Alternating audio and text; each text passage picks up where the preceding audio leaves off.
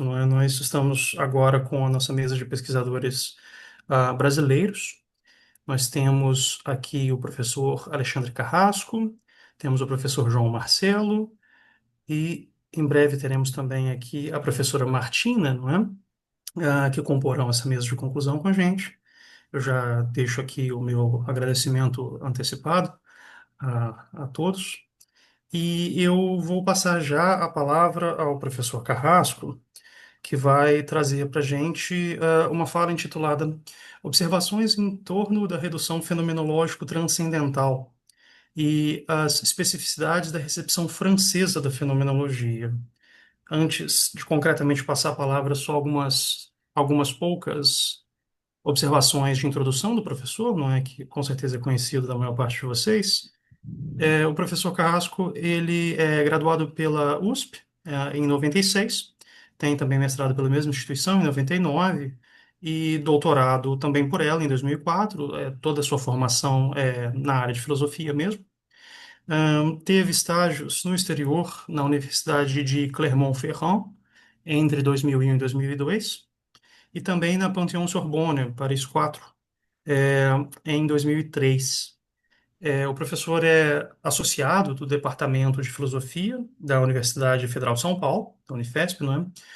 É também tradutor e editor, tendo experiência de pesquisa e ensino em filosofia, com uma certa ênfase em filosofia e ciências humanas, não é? História da filosofia, filosofia e ciências humanas. Também são essas as áreas em que ele tem uma atuação principal, não é, de maior destaque. História da filosofia francesa e história da filosofia contemporânea. Então, eu reitero aqui o agradecimento ao professor, passo a palavra a ele. Obrigado. Obrigado, Flávio. Obrigado, Paulo. Eu agradeço a vocês dois nominalmente, né, como uma maneira de agradecer a organização do simpósio. Uma honra poder participar, uma honra e uma alegria. A minha fala ela está articulada a partir de dois elementos, né, que são digamos assim, a minha chegada e a recepção francesa da fenomenologia nos anos 30, mas eu vou falar especificamente de um texto que é o texto sartreano da transcendência do ego, né? Que é um texto inaugural, por assim dizer, dessa recepção, um pouco fazendo par com o livro do Levinas, que é um pouco anterior. E eu vou, mas para chegar, né, nesse texto, eu vou falar, eu vou tentar circunscrever de uma maneira sem nenhuma pretensão de originalidade, mas vou tentar circunscrever o problema da redução, que é um tema central na recepção da fenomenologia na França. O debate em torno da redução é um tema central na recepção. Então, o que eu vou fazer o meu itinerário é mais ou menos esse, e aí eu vou seguir aqui o meu texto e, mais uma vez, agradeço a possibilidade de apresentar aqui essas pequenas anotações para vocês, né? Então, vejo.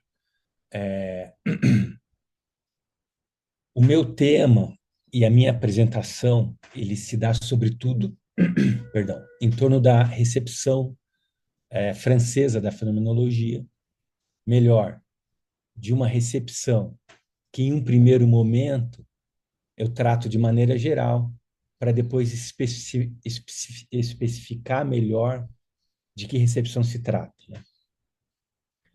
Nesse primeiro momento, a título de esclarecimento, eu falo da recepção consagrada pela filosofia francesa nos anos 30, né?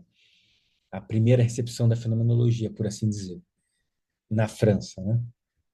E eu tomo um lugar comum dessa recepção para retomar o próprio Husserl, né? Para retomar o próprio Husserl, eu vou tomar um lugar comum dessa recepção, que é a minha maneira aqui na exposição de, por assim dizer, retornar as coisas elas mesmas, né? E aí eu retomo uma passagem do Merleau-Ponty, uma passagem conhecida, da fenomenologia da percepção, da introdução da fenomenologia da percepção. E lá diz o Merleau-Ponty, não há, sem dúvida, questão sobre a qual Husserl tomou mais tempo para compreender a si mesmo.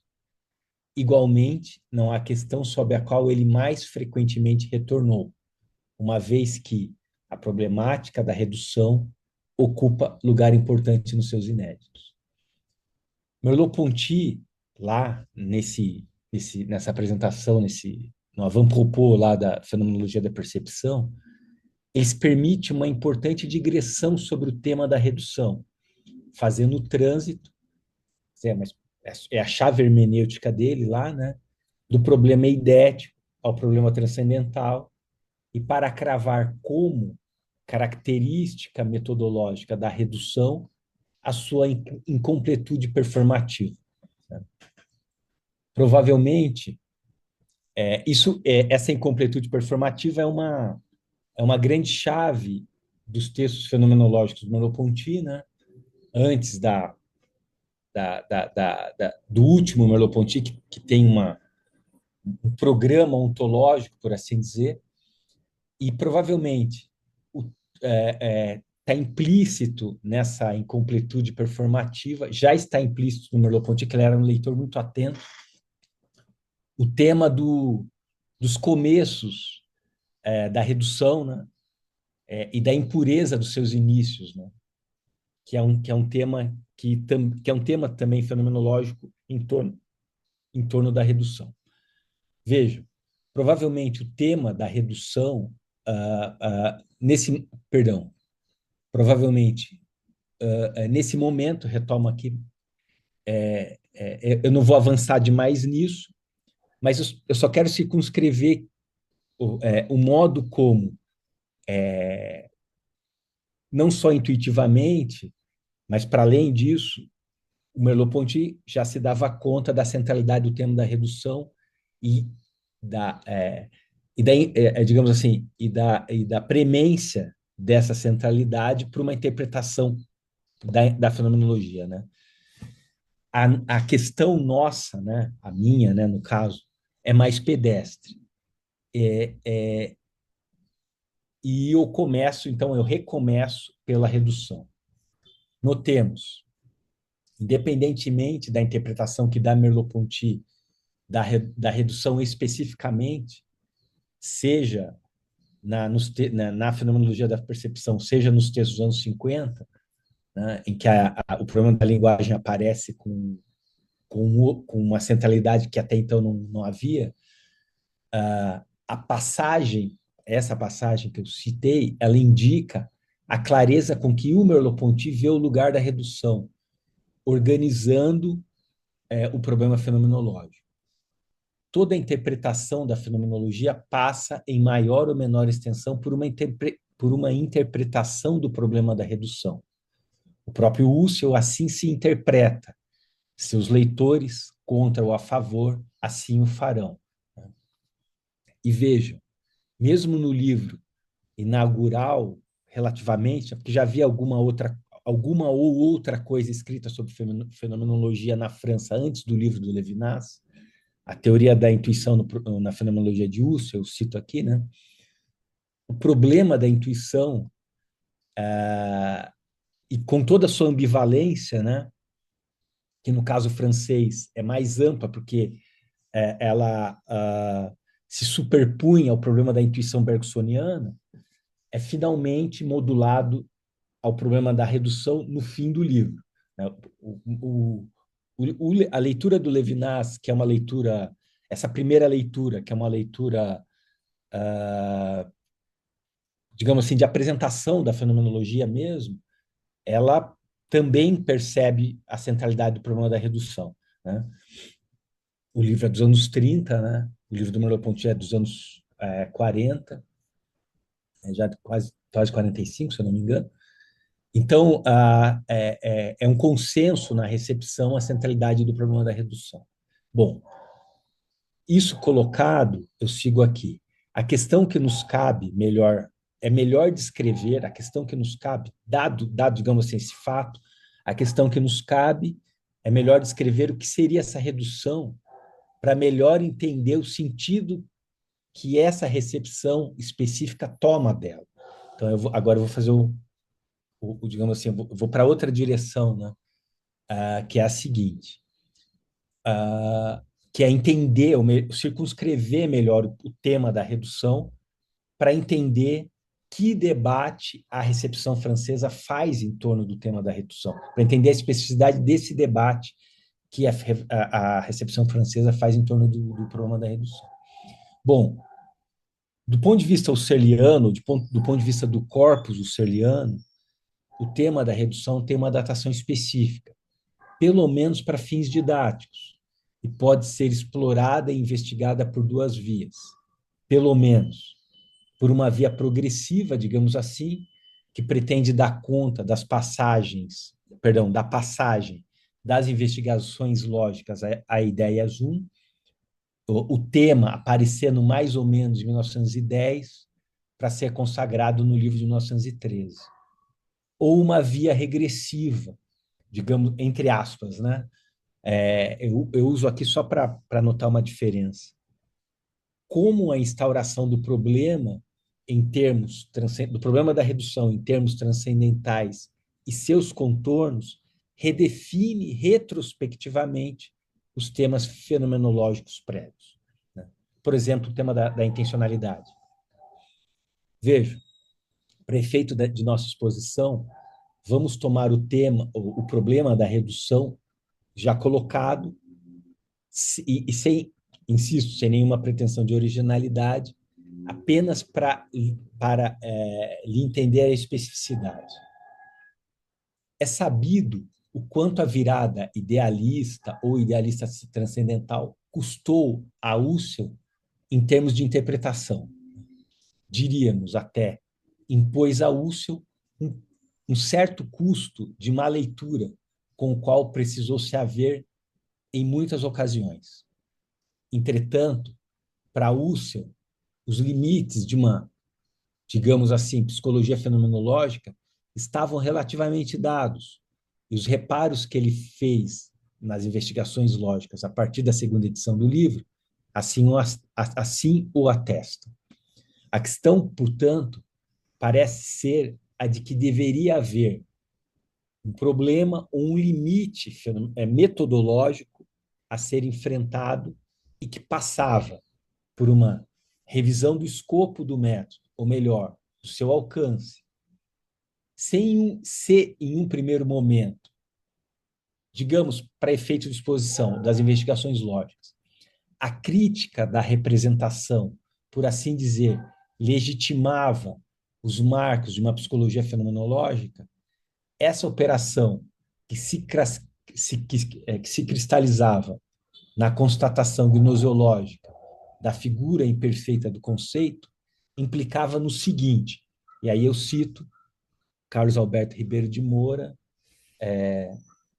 Crítica da Razão na Fenomenologia.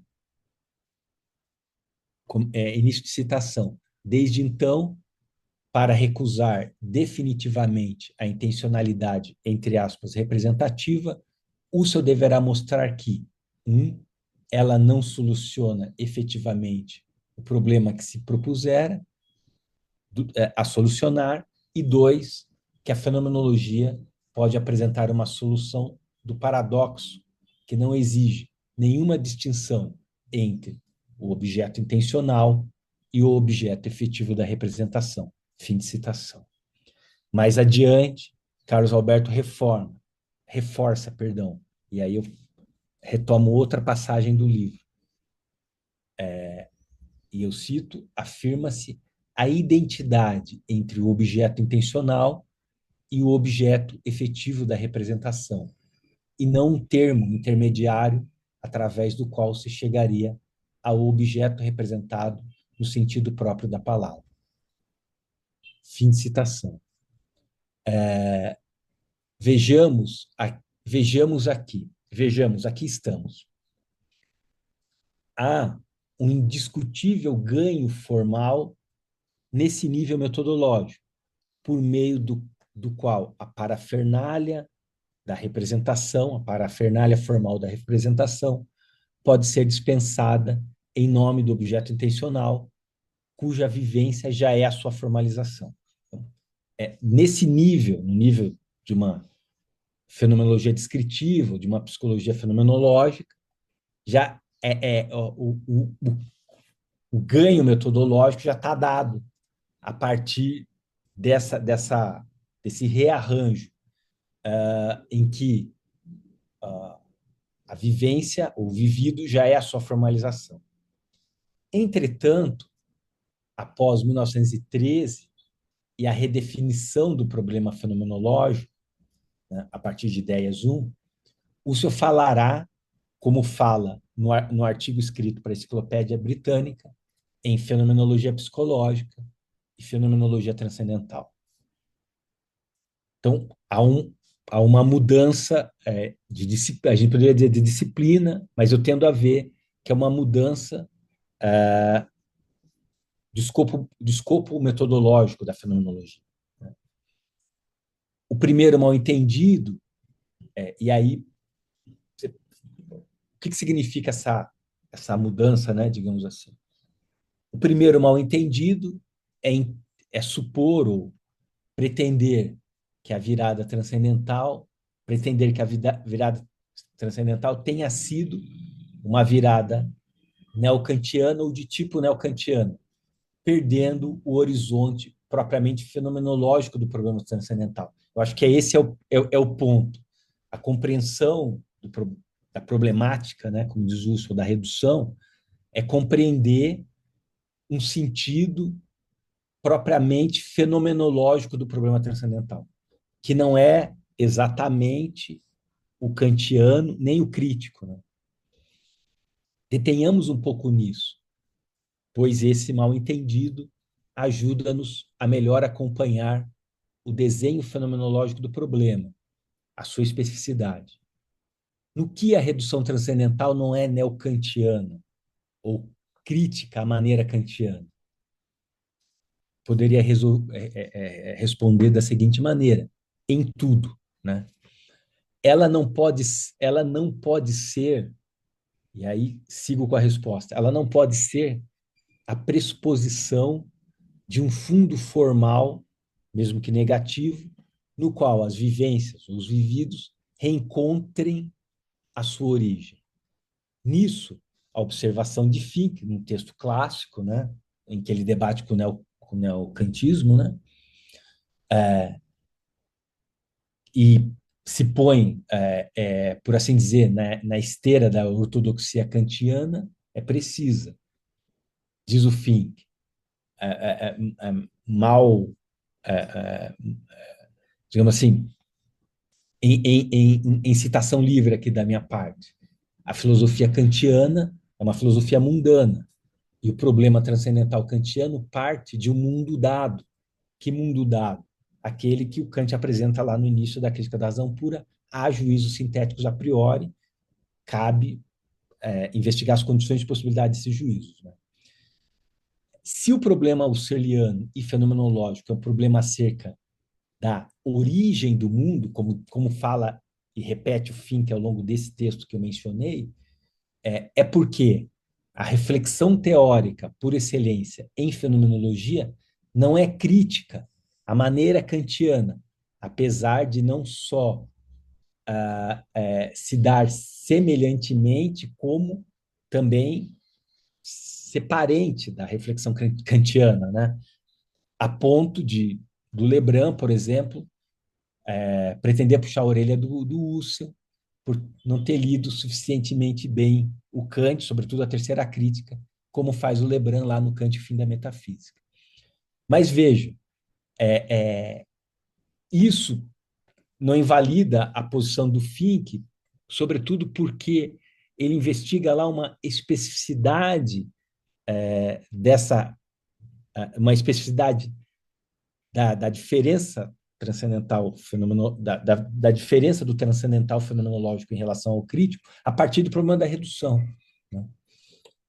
E essa diferença nos deixa, nos dá a deixa, essa diferença nos dá a deixa para avançar uma casa em direção ao problema-chave. o problema da redução como uma reflexão teórica fenomenológica por excelência. O que seria isso? E aí eu vou tomar outro comentador, no qual eu me apoio, que é o Marco Sacchini, no livro A Cientificidade na Fenomenologia de Uso. Diz lá o Marcos, em dois trechos que eu vou citar. O primeiro é o seguinte, eu cito: a cientificidade da fenomenologia do Husserl se deixa entender tanto como um tema das análises fenomenológicas, quanto como uma característica dessas análises. E ele completa, já muitas páginas depois, e eu cito assim: o que o Husserl esboça no final da década de 1910, à luz do desenvolvimento das análises genéticas, é uma nova maneira de enunciar o problema da fundamentação das ciências, a qual, a partir de então, não se limitará a formular as correlações estáticas entre formas teóricas e atos de pensar, mas recuará até a base experiencial da consciência para, a partir daí, acompanhar a construção do pensamento teórico e de seus correlatos objetivos. Vê-se que o tema da fundamentação do conhecimento pela clarificação fenomenológica se entrelaça com o tema da fundação da atividade cognitiva nas estruturas passivas da sensibilidade. Veja, existe uma espécie de dupla passada metodológica que pouco a pouco se constitui na maturação do pensamento fenomenológico husserliano. É um pouco esse meu alvo aqui. E por que esse é meu alvo? Porque essa dupla, isso que eu estou chamando de dupla passada metodológica, é que dá a melhor característica gnoseológica do problema da redução, né? Porque a redução, ela não é um mero corte, ela é ela não é uh, ela é uma investigação das formas ao mesmo tempo que é uma investigação da própria atividade que põe as formas. É um pouco isso que eu quero dizer, né? Esse é o teor do problema, né? Então, é por isso que é por essa natureza que se tem um problema subsidiário, que é o problema do começo da redução, né? Então, vejam, aqui o tema da fenomenologia genética que aparece, né, é a pedra de toque do novo sentido de transcendental nos quadros da fenomenologia. Bom, isso é mais ou menos sabido, né? Não se trata, e eu sigo aqui, não se trata de uma posição de formas a juízos, né? De formas à atividade, mesmo que em outro nível de significação transcendental.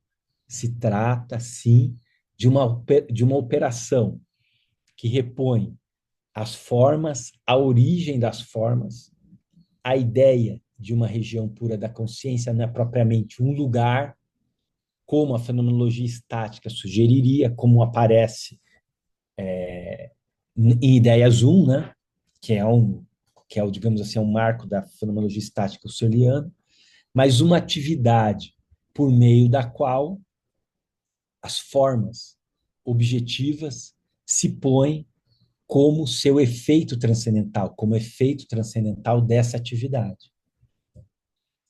Reformulemos um pouco, né? Que lugar eu estou pretendendo, ou que região estou pretendendo descrever aqui?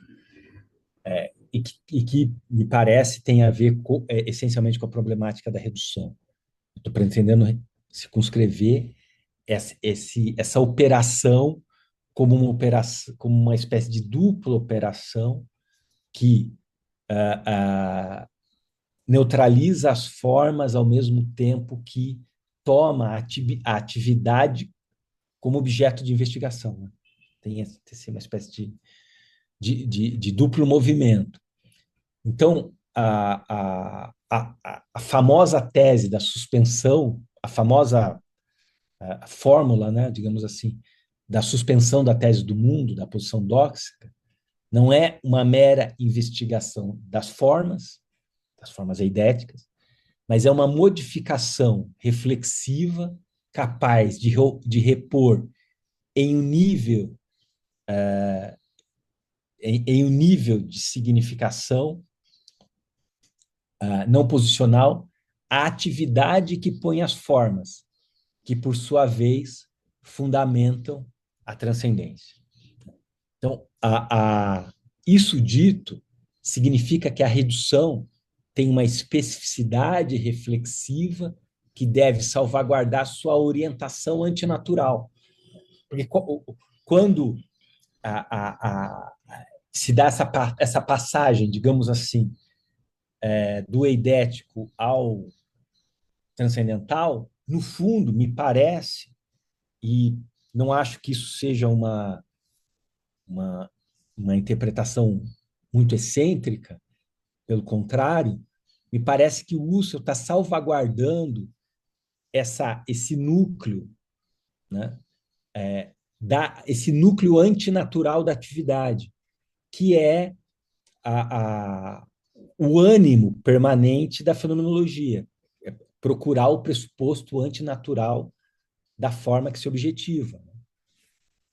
E esse pressuposto é sempre no certo sentido, é uma atividade. A gente vai ver que não exatamente, né? Porque na fenomenologia genética, digamos, a busca desse pressuposto vai dar nas formas das formas passivas da sensibilidade, né? Como a passagem do Marx já indica. De todo modo, sem entrar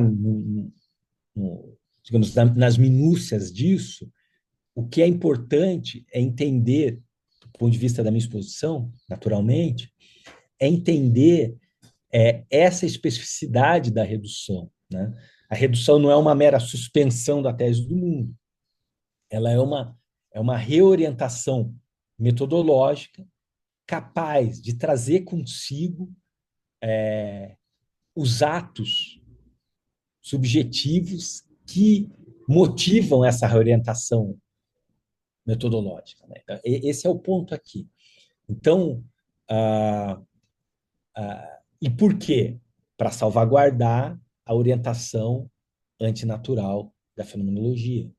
O programa fenomenológico de fundamentação das ciências pressupõe um movimento, uma espécie de movimento recursivo a esse fundo de atividade ou de passividade, né? Tem uma questão aí que enfim, eu não vou explorar, mas de todo modo eu indico que eu tenho uma certa consciência dela, antinatural que caracteriza o vivo do vivido ou da vivência, aquilo que vivifica essa fundação. A redução como programa obedece a esse pressuposto e não haveria de ser diferente. Os elementos passivos que pouco a pouco aparecem e incorporam aos problemas de fundamentação e fundação podem ser entendidos como modos de salvaguardar a orientação antinatural do programa de investigação husserliano, programa de investigação fenomenológico husserliano. Veja, não vamos entrar, insisto, né? Não vou entrar nas minúcias técnicas e museológicas da questão, senão eu vou acabar tendo que dar a minha interpretação da fenomenologia e eu não tenho essa pretensão. Mas vale notar o quanto essa tarefa dupla, a descrição das formas que repõem a atividade que elas pressupõem, dão uma dimensão outra da extensão do problema transcendental em Husserl e das tarefas implicadas na extensão desse problema, implicadas na redução. A questão não é nem propriamente crítica, e aí é um pouco corolário desse pequeno desenvolvimento que eu faço, que a questão não é nem propriamente crítica, nem neocantiana. Ela tem uma especificidade propriamente fenomenológica, coisa que o Husserl sempre foi bastante enfático em dizer, né? O fio dessa atividade, ocorre que o fio dessa atividade, antes da entrada em cena propriamente da fenomenologia genética, o fio dessa atividade que se repõe permanentemente é o ego transcendental. É o famoso ego transcendental husserliano, tal como ele aparece em Ideias 1. Bom, esse é um pouco o quadro do problema, né? O quadro do problema da redução, que eu, digamos assim, mal resumi, digamos, fiz uma espécie de desenho mais ou menos inteligível dele, né? E por quê? Porque a recepção francesa, a recepção de 30, ela tem uma posição normalmente contrária à redução, né? Ou ela rechaça a redução por várias vias, digamos assim. E a questão que eu me coloco nessa pequena apresentação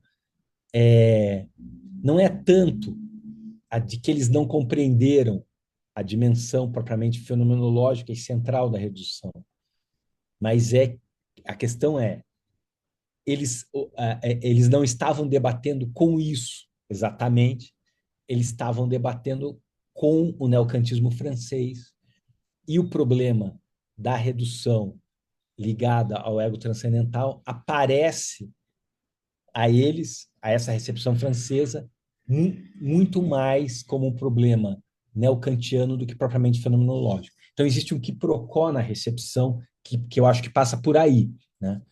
Então, se a gente pegar, e aí eu vou, enfim, concluindo um pouco essa minha fala, né, fazendo uma passagem para esse texto bastante específico do Sartre, que é a Transcendência do Ego, que é um texto, todo ele escrito contra o ego transcendental, né? O fim do texto qual é? Mostrar que o ego transcendental ele é uma instância psicológica e que não é capaz de cumprir nenhuma atividade transcendental que o ego transcendental husserliano pressupõe o que se espera dele, né, nesse caso. E a questão toda o quanto, que tipos de agenciamento, ou os tipos de agenciamento que faz o Sartre para rechaçar o ego,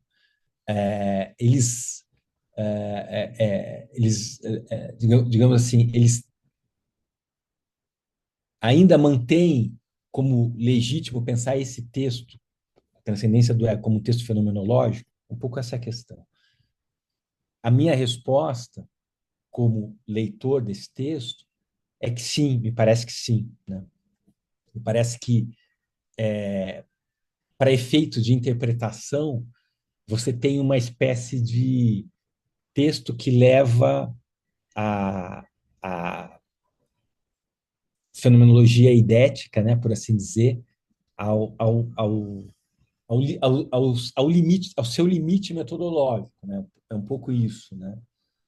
A fim de garantir que ela não realize a passagem para o problema transcendental. Um pouco esse é o problema sartriano. E para isso, e aí eu só sinalizo um pouco o fim, né, daqui da minha fala, para isso ele vai insistir que ele vai deslocar essa orientação antinatural muito própria da fenomenologia, que, por exemplo, é aquilo que orienta a descrição que faz o uso do famoso exemplo da calculadora, ele vai ele vai deslocar essa orientação antinatural para a consciência de primeiro grau, né?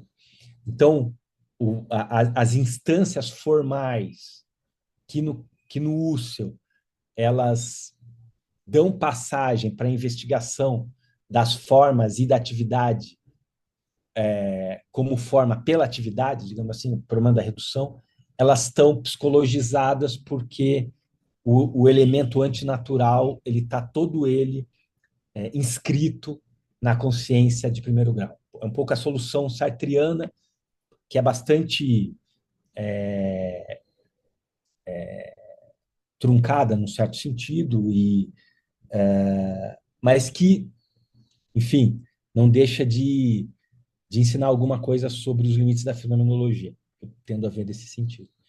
Então, para concluir, a fenomenologia, a recepção francesa da fenomenologia, ela está muito mais fazendo o debate com o neocantismo francês.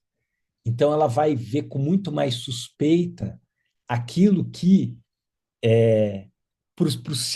para o próprio círculo husserliano, já aparece suspeito, né? Que essa leitura neocantiana da virada transcendental husserliana.